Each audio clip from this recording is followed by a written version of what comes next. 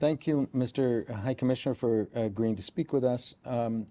Just to focus on a few things that are really crucial, I think, in the news today, that link us to the earlier times, the importance of the foundational instruments.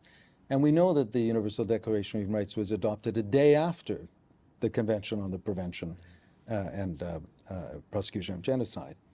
And what is your office's position now? Because there's been a lot of hesitancy of human rights institutions, including your predecessors, who often said they couldn't comment on genocide unless and until proven in a court of law, for example.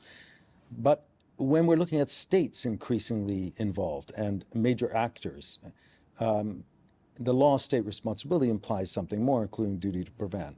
What is your view about the continuing importance of the convention? So it's clear that the Genocide Prevention Convention is the first human rights instrument.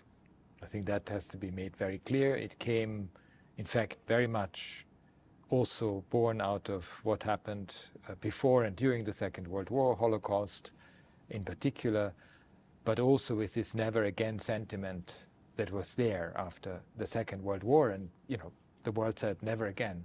Unfortunately, what has happened, we have had a number of genocides ever since. And we have also had genocides that were not recognized. That, for instance, even in Canada, there is now recognition of genocide in relation to the indigenous peoples. And Namibia, for example, for Germany. I think it is really important to look at the law of state responsibility, because we cannot have the most atrocious form of annihilation of a group remain without a proper embedding it in international law. And it obviously goes beyond purely international human rights law. It goes into international law, and the law of state responsibility is absolutely critical when it comes to that. Thank you. I'm going to switch to a somewhat different question, but a little bit relates. We have the phenomenon of activists who are in their country, they flee as a result of persecution for their defense of human rights, their activism for democratic governance, perhaps anti-corruption, maybe even free expression, journalists. And many of them come to countries like Canada, and we have more than 1 million refugees in Canada, and many of them remain active in their country of origin. And now with contemporary technology, they're very active.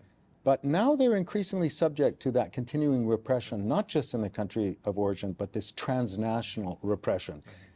Their monitoring, their engagement is vital, of course, but they're also carriers of, solutions. These are the people who are acting for the right causes.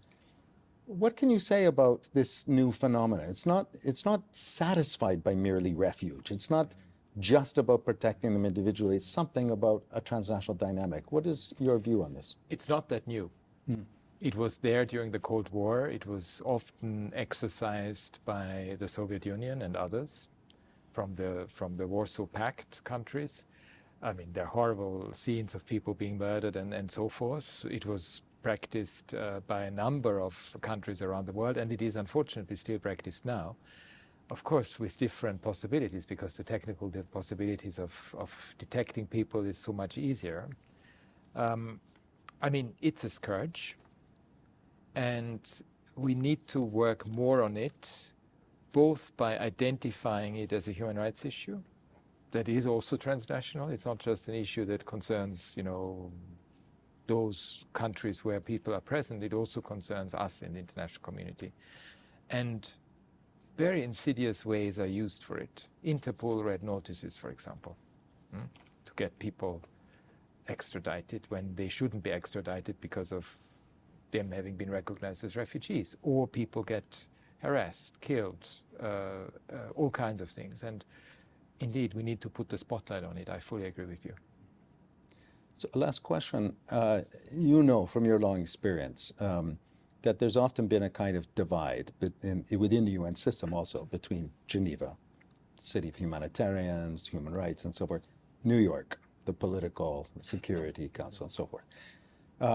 And for the longest time, in the context of crises, special envoys and so forth appointed out of New York, who then would go and negotiate peace and so forth, but often eschewed the human rights, those people who were bringing I won't say who, but senior people who said to me at different occasions, you people limit my ability to negotiate, for example. Those human rights standards are problematical. And yet we know that absent some normative framework, we're in a vacuum. What are your thoughts now? And I know that there's work being done between your office and the Department of Political Affairs. What are your thoughts about this important role of human rights in mediation and the prospects? I mean, it's clear that any good mediator will have to be aware of the human rights framework. He or she needs to understand the history, needs to understand the conflict analysis from a human rights perspective, needs to know where the grievances lie. And if they don't, they will fail as mediators. It's part of the history. It's part of also for transitional justice initiatives and for accountability. In fact, we are going to issue joint guidance with the Department of Political Affairs in November to actually show that these two worlds can be complementary and work together and for the same cause of advancing human rights and bringing peace. Thank you very much. Thank you.